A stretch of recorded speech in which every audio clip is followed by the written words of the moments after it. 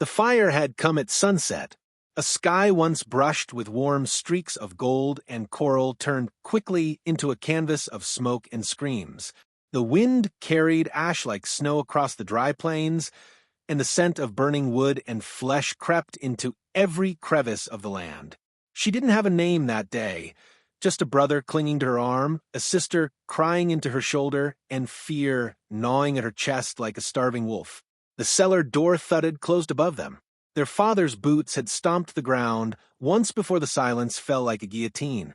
Then came the sounds, gunshots cracking like bones, men's voices shouting orders, and the brief, shrill scream of their mother. After that, only flames and the low hissing of fire eating everything they'd ever known. She didn't cry. Not then. Her arms were tight around the little ones, her eyes fixed on the slivers of light poking through the cellar planks. She counted breaths, counted seconds, counted each crack and groan of timber as the house died above their heads. When the heat became unbearable and the ceiling began to cave in, she kicked the hatch open and climbed into a world no longer theirs. Their home was nothing but a smoldering skeleton of wood and stone. The barn had collapsed into itself, the chickens roasted where they stood, and the windmill creaked like it mourned the dead. Her sister, barely 6, wept so hard her body shook. Her younger brother wouldn't speak, just held her hand like it was the only thing tethering him to the earth. She led them away, away from the ashes, away from the blackened earth and the crows already circling. There was no plan, only motion. Feet bleeding inside, 2 small boots, shoulders burning under the weight of her brother when he couldn't walk anymore. She scavenged where she could, half-burnt potatoes from a neighbor's ruined garden, rainwater caught in an old wagon wheel. But the plains didn't care about children. The sun scorched without mercy, and at night the coyotes sang lullabies for the dying. On the 3rd night, her sister stopped crying, not from peace, but from exhaustion. She curled beside her on the hard ground, ribs poking out like fence posts. Her brother whimpered in his sleep, breath hitching. She sat upright, eyes scanning the horizon, hands gripping the old cooking knife she'd taken from the ruins. She would die before she let anyone else touch them. By the 5th day, the silence between them had turned into something sacred. Words took too much energy. All that mattered was walking, one foot in front of the other. Her knees buckled more often now, her vision blurred. Still, she carried her brother when he collapsed again. Her muscles screamed. She didn't care. She wouldn't let the dust take him too. When they reached the dead tree, a twisted relic that had stood longer than most people remembered, the girl dropped to her knees. Her sister leaned against her, silent. Her brother's skin was hot, his breath shallow. A buzzard flapped overhead. She didn't look up. "You're not taking him," she whispered, voice breaking. "Not yet." A shadow moved across the dirt. She reached for the knife, hands trembling, body coiled like a struck snake. The hoofbeats were slow, deliberate. Dust curled around the legs of the horse as it stopped. The rider didn't speak at first, just stared down at them from beneath the brim of a wide, sweat-stained hat. She rose slowly, arms out, shielding her siblings. Her knees threatened to give, but she planted herself like a tree in the wind. The rider's voice was low and rough, like it had rust in it. "Y'all alone out here?" She didn't answer, just stared. "Easy now," he said, dismounting with a grunt. "Ain't looking to hurt no kids." He was tall, worn from sun and time. His duster was patched, boots cracked, but his eyes, gray, watchful, studied them with something like concern. He pulled a canteen from his saddlebag and held it out. She didn't move. "You can stab me if it's poison," he offered dryly. "But I reckon you'll want your brother to drink first." Still nothing. The man looked her over, then knelt slowly and placed the canteen in the dirt between them. "Name's Cade. Jefferson Cade. Got a ranch about half a day's ride west. If you ain't dead yet, you will be by sundown. Your boy's burning up. Heat sickness. You don't get water in him now. He ain't waking up." His words struck her like stones. Her hand shook as she reached down, snatched the canteen, and brought it to her brother's lips. He coughed, then drank. Her sister reached for it too. Only when they both drank their fill Did she raise it to her own lips? Cade waited, squatting like a man used to giving space to wild things. "What's your name?" he asked. She stared at him, said nothing. "All right," he said, straightening. "No name's fine. Don't need a name to eat supper." They rode back together, the children draped over the horse while Cade walked beside it, reins in hand. The girl never let go of a knife. The ranch sat at the edge of a narrow valley, surrounded by scrub and sloped rock. It wasn't large, but it was alive. Chickens scattered at the sight of them. A mule brayed from the corral. Smoke curled from a chimney. "Doc," Cade bellowed. "Got some guests." The man who emerged from the house looked like he'd been half asleep for 20 years. White beard down to his chest, pipe clenched in yellowed teeth, belly straining against the suspenders. "Children." Doc croaked. "You bringin' home strays now, Cade?" "They ain't strays," Cade muttered, helping the girl off the horse. "They're people." Doc scratched his beard. "She looks like she's ready to bite. She can try." Cade muttered, nodding at the knife. "I wouldn't put money against her." That night, the girl sat by the fire, stiff as dried leather. Her siblings were asleep on a cot, with full bellies and blankets over their legs. Doc had cleaned the boy's feet, bandaged his blisters. Cade had made stew thick enough to chew. The girl didn't touch her bowl, just watched the flames and gripped the knife in her lap. Cade didn't press. He sat beside her, leaning back on one elbow, boots stretched toward the hearth. "You know," he said after a while, "you stare any harder at that fire, it's gonna blink." She didn't respond. He chuckled softly. "I get it. Trust is like a horse you ain't broke yet. Wild, mean, and full of bad ideas." Her grip on the knife tightened. "You keep holding that blade like you mean to gut me, I might start charging you rent," he added, raising an eyebrow. She blinked, then just barely a flicker of something in her face. Almost amusement, then gone. Cade sighed, tossing another log onto the fire. "You got that look, like a dog kicked too many times. All ribs and eyes and teeth." He didn't expect a response. Didn't get one. But he noticed her shoulders lower just a little. The knife rested on her knee now, not raised like before. When morning came, Cade found her outside, sitting on the porch, arms wrapped around her knees. The sun had not yet risen, but the sky was pale and soft with the promise of light. She turned as he approached, eyes hard. "Can we stay?" she asked. Her voice was rough, hoarse, like it hadn't been used in days. Cade looked at her for a long moment, then nodded once. "You stay as long as you want, Hellcat." She didn't smile, but her fingers loosened from the knife. Behind her, through the open door, the first warmth of morning touched her siblings' sleeping faces. And for the first time in days, she let herself believe they might live. The wind carried the scent of fresh hay and dust as the ranch came alive with the groaning of old wood and the lazy cluck of chickens. A rooster crowed defiantly at the dawn, and somewhere in the distance, a cow lowed like it was singing the blues. She sat stiff-backed on the edge of the porch, watching the yard like it was enemy territory. The little one slept inside on a mattress too soft for people used to dirt, but she couldn't rest. Not yet. The knife still lived in her lap, and her eyes stayed sharp. Cade moved through his morning like a man born to it. He poured coffee into a chipped enamel mug, took a long sip, and glanced over at her without saying a word. She stared back until he turned away. He didn't ask her anything, not about the night before, not about her name, not about where she was from. That earned him a sliver of respect. Maybe, by midday, the sun had made the world shimmer. Cade stood in the corral, coiling rope with methodical ease, sweat lining the back of his neck. She lingered just outside the fence, watching him like he might vanish if she blinked. His hands worked with slow purpose, like every knot he tied held a story. After a moment, he looked up and offered the coil to her. "Rope ain't just for catching cattle," he said. "It's for holding things together. Thought you might want to try." She took it without speaking, hands steady but cautious. The rope was rough against her palms, familiar in a strange way. She had tied sheets together, once to climb out of a barn attic, back when the world was whole, and she still believed parents couldn't die.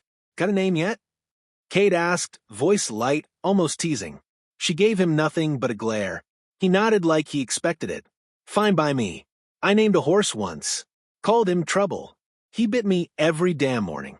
You feel like trouble too. She practiced nodding, watching his fingers, mimicking the loops and pulls. He didn't correct her, even when she fumbled. Her jaw set hard each time the rope slipped. He never laughed, never stepped closer. He just worked beside her like she belonged there. That evening, he found her near the chicken coop, holding a broken egg in her hand, sticky yolk dripping through her fingers. She looked down at it like it had betrayed her.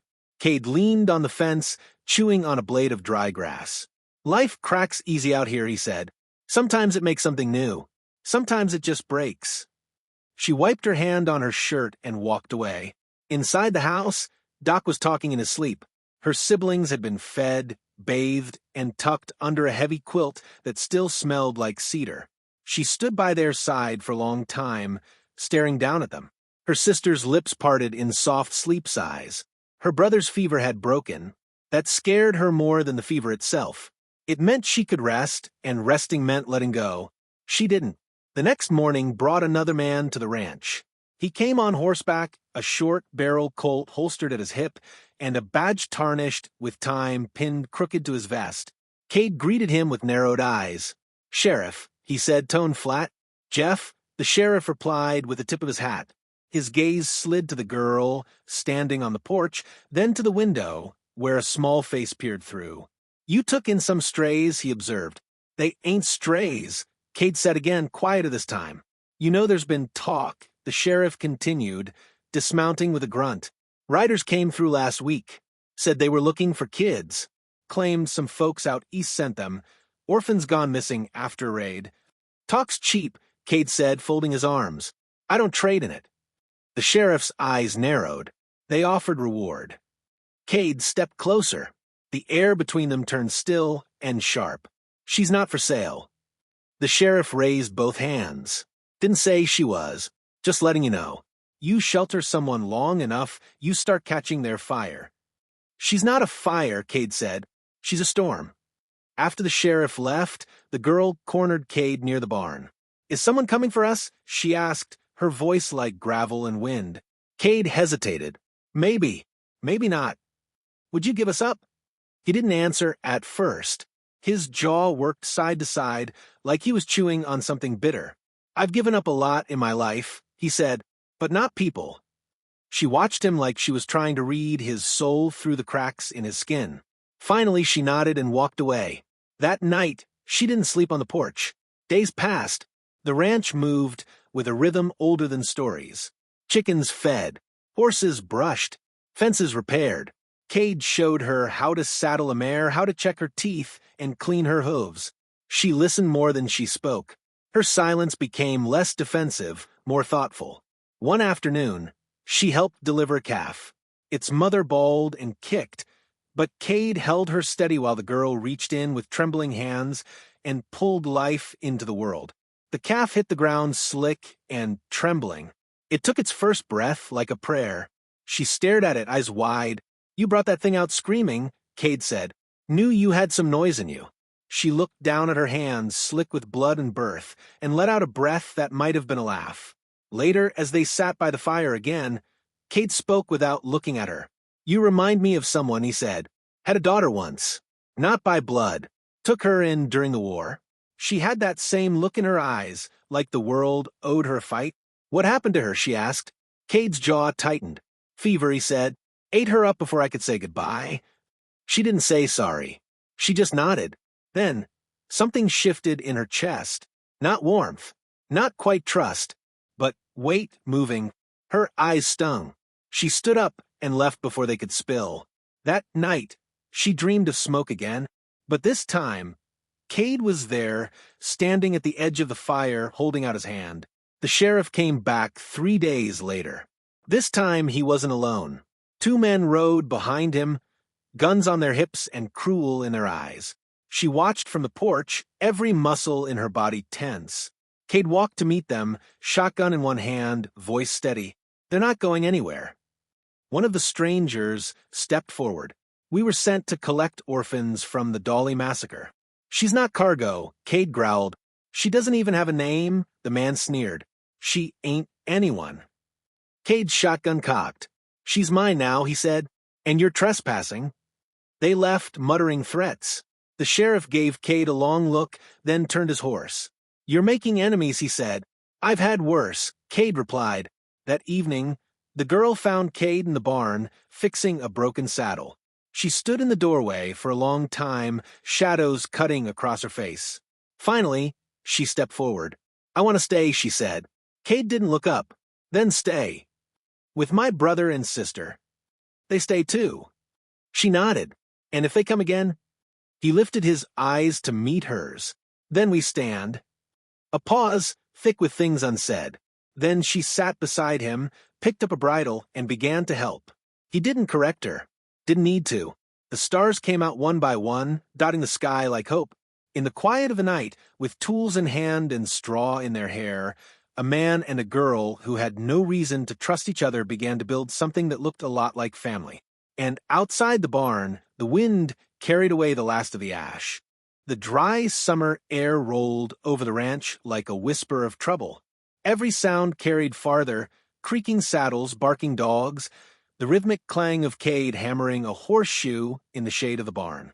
The girl, who now answered to trouble as though it were stitched into her bones, moved with a new kind of awareness. Not just watchful, intent. She had grown leaner, not from hunger, but from motion, her limbs stronger, her jaw tighter, and her eyes like flint whenever anyone looked too long at her little brother or sister. Cade noticed. He didn't say much, but he'd taken to trusting her with more than chores. She led the young mare out each morning, loop halters with one hand, and took to practicing rope throws in the empty corral. She still didn't speak of the fire. Not to Cade, not to anyone. But every morning she checked the sky for smoke. One evening, she was feeding the chickens when the youngest, Sarah, with her sun-bleached curls and shy dimples, came running across the yard barefoot and beaming. Trouble. He's walkin'. The girl dropped the feed bucket and sprinted after her sister, heart thudding in her chest like a warning bell. Inside the house, Doc stood near the hearth, tiny arms wrapped around his leg. The boy, Jacob, wobbled, grinning as he took another shaky step forward. His fever had left him thinner, his movements uncertain. But he walked. He walked. The girl knelt, arms open. Come on, she whispered, voice trembling. Jacob stumbled into her, giggling as they both fell in a heap. She held him close, her face buried in his shoulder. Her breath hitched, but no tears came. She had spent them long ago. Cade stood in the doorway, a tin cup in hand. He watched them quietly for a moment, then turned away. That night, Trouble sat by the fire, legs pulled to her chest, staring into the flames. Cade sat across from her, polishing a bridle. Doc's strong, he said without looking up.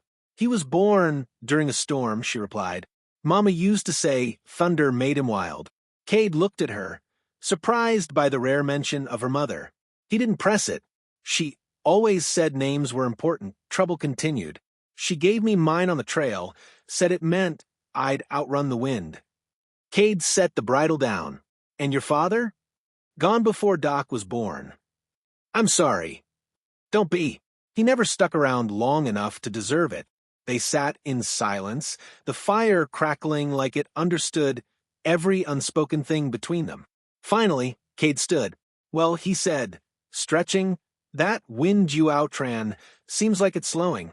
Might be time you started thinking about what you want to be called now. She didn't answer, but her fingers dug into the hem of her shirt. 2 days later, Cade rode into town. He needed supplies, salt, sugar, fresh nails, and a new pair of boots. Trouble insisted on coming, surprising even herself. She hadn't left the ranch since the sheriff's last visit. But something gnawed at her, curiosity or defiance, she couldn't say. Town was louder than she remembered. Children darted between wagons, and the saloon doors swung constantly, spilling music and smoke into the street. Cade dismounted and handed her the reins. Don't wander, he said. She nodded. Still, her eyes scanned everything. People stared at her, mostly men, with confusion or suspicion. She was old enough now that folks didn't just see a lost child, they saw a question they didn't want to answer. Inside the general store, Cade haggled over prices while she wandered to a shelf of old books. Her fingers hovered over the cracked spines. One was a collection of stories about mountain men and prairie girls. She opened it just to smell the paper. "Didn't expect to see your kind in here." A voice drawled behind her. She turned slowly. The man wore a brown vest and a grin too slick to trust. A scar split his left eyebrow. His belt buckle gleamed like it had never seen work. "I ain't anyone's kind," she said. He chuckled. "That right? Thought you looked familiar. You the girl from the Dolly fire?" She froze. The man leaned closer. "Name's Luther. Heard there was a reward for you. Or someone like you." Cade appeared between them so fast it was like he'd stepped out of thin air. "Get out," he growled to Luther.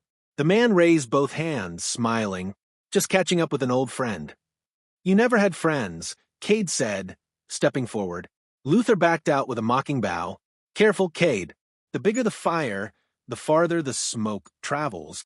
Trouble didn't speak all the way back to the ranch. She held the book tight in her lap, jaw clenched. Cade finally broke the silence. "He's not worth thinking about." "He knew," she said. "He knew who I was." "Then let him know you're not afraid." "But I am," she whispered. "Not for me. For them." Cade gripped the reins tighter. "Then let's be ready."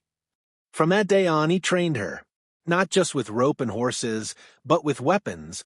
He taught her to shoot, starting with tin cans and moving to bottles. She was a quick learner. Fast hands, calm eyes. She didn't flinch. She didn't blink. "You aim like you mean it," Cade said one evening. "Like your life depends on it." "It does," she answered. Word came a week later. A stagecoach had been robbed on the East Trail. 3 men, all armed. Witnesses claimed they were looking for something or someone. Cade didn't need confirmation. He packed a rifle and saddlebags and told the girl to keep the others close. That night, she sat with Sarah and Doc under the porch light. The sky was a deep velvet black, scattered with stars. Sarah leaned into her side. "You're not going to let anyone take us, right?" she asked. Trouble looked at her little sister. "Not ever." "What if they come when Cade's gone?" "Then I'll be ready." Sarah paused. "Do you think Cade is like our pa now?" The question hit Trouble harder than she expected. She looked toward the barn where Cade's shadow moved against the window, steady and familiar. "He's better," she whispered. "He stayed." Cade returned at dawn, dust covering his coat. His face was grim. "They're coming," he said. "How many?" 3, maybe 4. "One's that Luther fella." "Sheriff." "No sign. Either bought off or scared off." She nodded. "Then we fight." He placed a revolver in her hands, the weight of it solid and final. "You sure?" he asked. "Wouldn't be holding it if I wasn't." They made plans. Defensive positions. Escape routes for the children. Cade buried rifles beneath hay bales. Trouble stacked firewood in doorways to slow entry. Every move was deliberate. Every moment heavier than the last. The air the next morning was too still. Even the animals seemed to know something was wrong. Trouble stood on the porch, eyes scanning the horizon. Her siblings played inside, unaware of what waited. Then she saw them, dust first, then riders. For just like Cade said, they rode like they owned the world. Cade stepped beside her, rifle ready. She could feel his calm even in the silence. And suddenly she wasn't scared. Not anymore. "Remember what you are," he said. She nodded. The riders approached slow, grinning. Luther at the front, reins in one hand, pistol in the other. "Morning," he called out. "Heard there's some orphans here needing a ride back east." "You heard wrong," Trouble said. He squinted. "That your name now?" "Trouble." She raised her revolver. "It's better than dead." Luther smiled. "Suit yourself." He lifted his gun, and the first shot rang out. The battle began with smoke and fury. But Trouble didn't flinch. She stepped forward, toward the storm. The smoke was still curling from the ground when the last echo of gunfire faded into the hills. A buzzard circled overhead, casting its shadow in long, slow spirals over the scorched edge of the ranch. Trouble stood in the dirt, her chest heaving, her hand still gripping the revolver, so tightly her knuckles had gone white. Her braid was half loose, cheeks smudged with soot, and a shallow cut ran down her left forearm. But she didn't feel it. Not yet. Cade moved slowly, limping slightly, dragging Luther's body away from the porch. The man's pistol lay discarded in the dust, his expression still frozen in that moment of disbelief. He hadn't expected her to shoot first. She had. Trouble dropped the revolver finally, letting it fall into the dirt beside her boots. Her breath trembled out in a slow exhale. Her legs wanted to give way, but she didn't let them. Sarah and Doc were inside. They hadn't seen the worst of it, and they wouldn't. Not if she could help it. Cade returned, his face grim but calm. A bullet had grazed his thigh, and his hat was missing, but he nodded to her like it was just another chore done right. "They're gone," he said. "All of them." Trouble swallowed hard. "Good. They won't be the last," he said. Word spreads fast when a girl with no name wins a gunfight. She looked down at her hands, then let it spread. Inside, Sarah peeked out through the window, her small face pale and wide-eyed. When she saw Trouble, she bolted through the door and into her arms.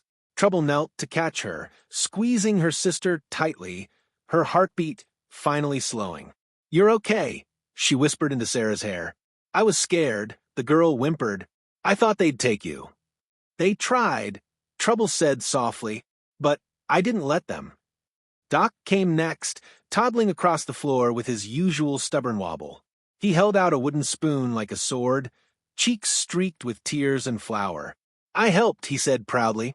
Trouble managed a small laugh through the ache in her throat. She swept him into her arms, holding both of them like they were the only things tethering her to the ground. That night, after the bodies were buried beyond the ridge and Cade stitched up his own leg with grim resolve, the two of them sat on the porch. A bottle of whiskey rested between them, half drained. Trouble didn't drink, but she held the bottle, passing it to Cade every so often. "I should leave," she said finally. Cade raised an eyebrow. "Why?" "They'll come back, or others like them. As long as I'm here, this place is a target."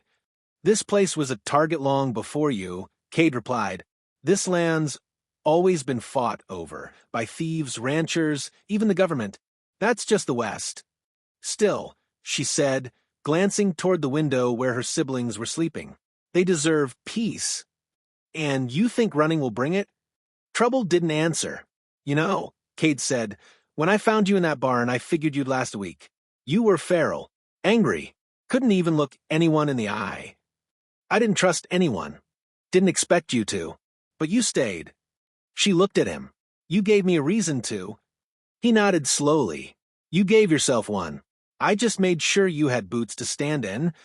The silence stretched between them, not heavy this time, just real. Trouble watched the stars. They seemed brighter out here, like the whole sky leaned a little closer to this corner of the world. "Luther said there was a reward on me," she said.